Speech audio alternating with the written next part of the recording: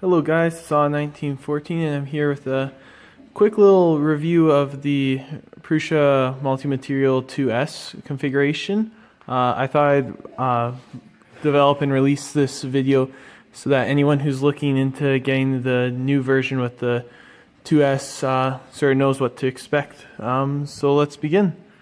So as you can see, when I first got the printer, I started to run the multi-material G-codes to test the printer and see how it performed, and then tune it accordingly. And so, as you can see, a lot of failures, like the sheep is missing the layer on his head. A lot of these sheeps either jammed or again missing layers. You can see on the geckos, especially on this red one. The white one came out fine, but it was not working really well. So if you guys are getting the multi-material 2, I do recommend not actually printing the provided G-codes. I would slice them yourself, and I would mess around with your filament change settings a little bit, because the G-code files didn't seem to work for me. So seeing how I had issues with the multi-materials, I started to switch to single colors or single material prints to dial in my settings so that when I went back to multi-materials, it would perform better. So I printed a temperature tower, and as you can see, the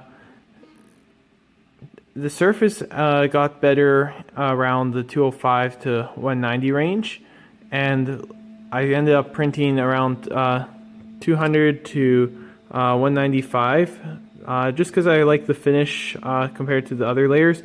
And I also found that printing colder was actually better for the multi-material, because the tool change resulted in better filament tips.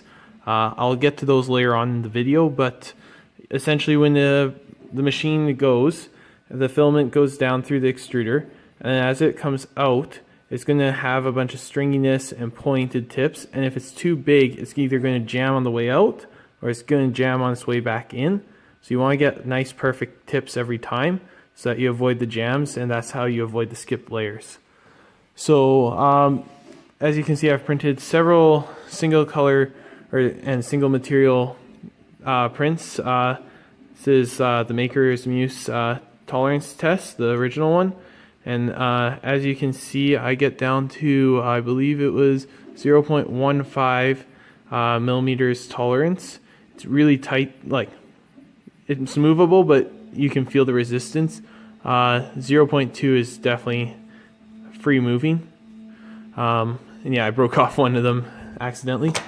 I also printed this 3D printer test. I can't make out the name, but yeah, I ended the overhang test early just because I saw that this one succeeded, so I didn't see the point of running it the second time.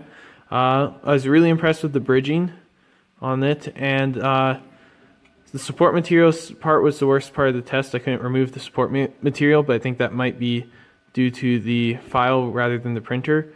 For the precision, it was fairly accurate. Slight deviations, but they're acceptable for me.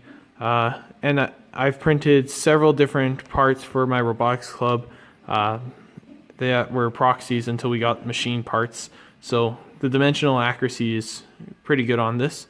The only area this printer struggles with is the same with the Mark II and I believe the Mark III, but especially the Mark II, is thin-walled structures.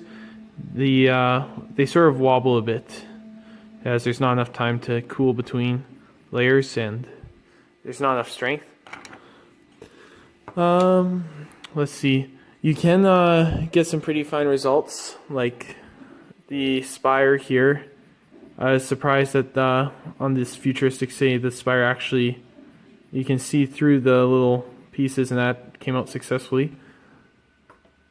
Yeah, second one of those. Then, with the way the multi-material works, is it's got a Finda sensor. So as your filament goes through the multi-material unit, it's going to take a ball and it's going to displace the ball up.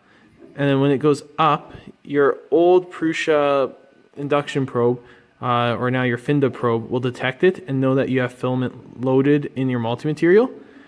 And so it can detect when you run out of filament, when you run, and here's your ball, you're running, and then it drops. It now knows you're out of filament.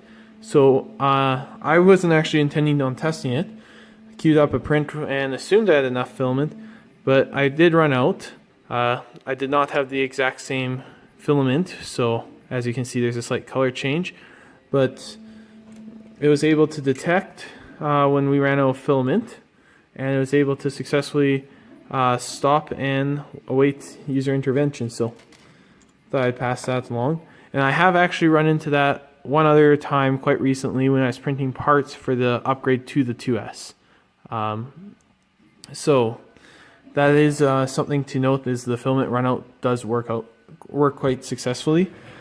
And we'll move on to the multi-material prints. So multi-material wise, after I've ironed out my issues, I found that it printed relatively successful. This rocket or spaceship had, I believe, over 1,000 tool changes in the print. You can see the huge purge tower behind. And there was only one layer skipped near the beginning. Technically this is a missed layer, but it detected a filament jam, and I ended up loading the filament in wrong, so I don't blame the machine for that one. That one's on me.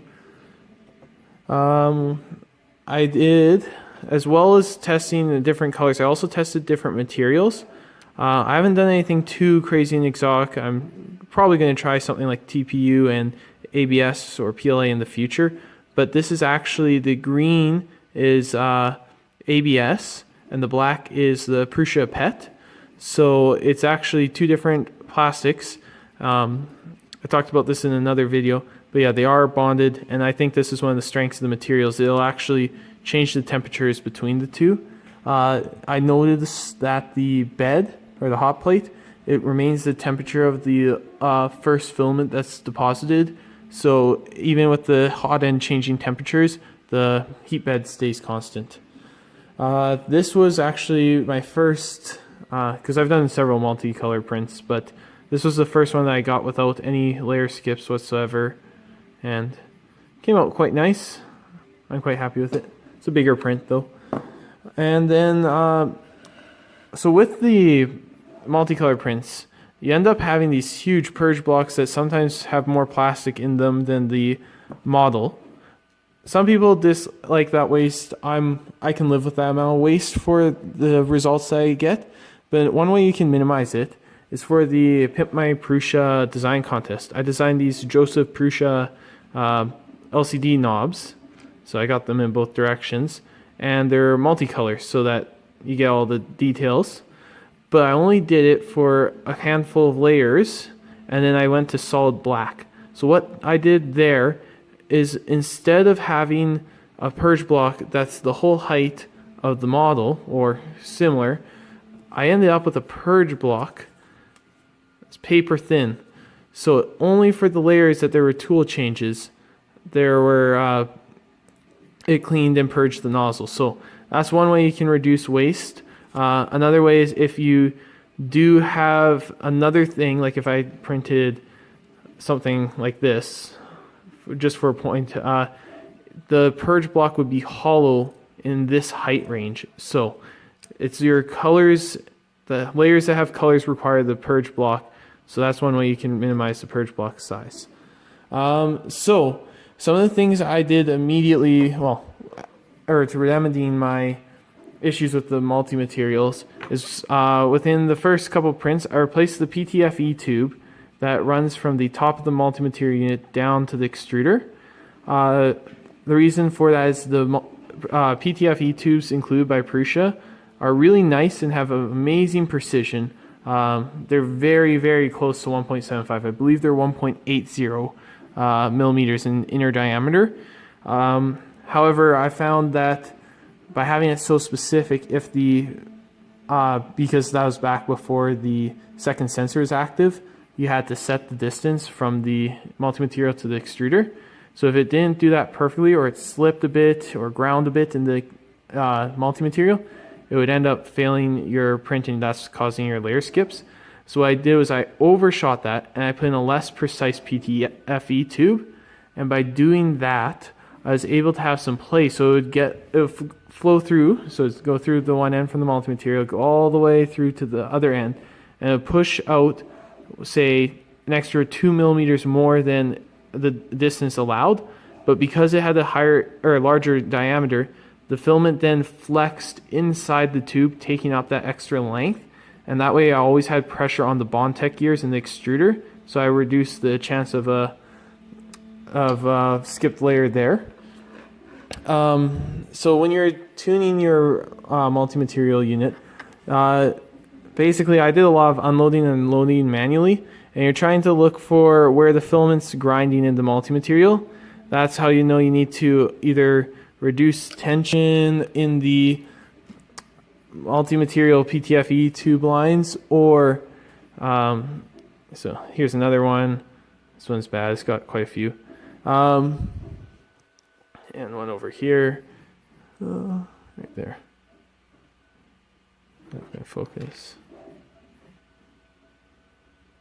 Yeah, there you go. Yeah, so you have to trace the PTFE lines, make sure none are pinched. And then after that, this is sort of how you help figure out the tension of the multi-material, is seeing when and how they grind. So I had channel 1 through 3 perfect within whatever a couple days, because most of my multi-material prints weren't crazy 5 colors, they're only like the 2 or 3. And so I then changed to do like a 5-color print, and I failed on the 5th color every single time. So that's how you also can identify which screw needs to have the adjustments made. Then, so tip-wise, I have a few failed or problematic tips. So things to look out for is excessive stringing. So this means you're printing too hot, or your retraction moves are coming out too slow, or you don't have enough ramming cooling moves. That's in the slicer you can set up. Again, this is more has to do with the grinding, but you can see where the filament's ground away. So that's going to cause some under extrusion when you get to this in the hot end. This guy is a classic bulb, so it's a little too thick. It ends up getting stuck in the PTFE tube, and sometimes it'll detect that, or say that it's loaded before the S. Now with the S it won't have this issue, but it would get stuck halfway down the PTFE tube, and it would think it's loaded because the sensor is up in the multi-material, but it wasn't actually loaded. So that solution or problem has been remedied with the new version. Additionally, you're looking for stringing again. This one's stringing from the black, but then it ended up affecting the white filament on its way out, which means it got stuck up by the Bondtech gears as the white was loading, and then on the way out it was hot enough that it strung and caused issues. And then some examples of good tips. I'll show you the nicest ones first that I collected. I didn't collect many. So I collected 3 really nice tips. So as you can see, no bulging on them, and very little stringing. The middle one has a bit of stringing, but it's pretty minimal. And then these 2 are also good tips. The black one is just about borderline for the stringing, because you might run into the issue where it'll detect filament there, but it's not fully there. So you might have a little gap in extrusion, but that should be ironed out in the purge block. And then print quality wise, between the 2.5 and the 2.5S with the multi-materials, essentially I noticed a little more improvement on the thin, narrow details like the wheels and then the connection shafts for the spaced armor on this guy. But otherwise, I haven't noticed too much of a change in the single color print quality.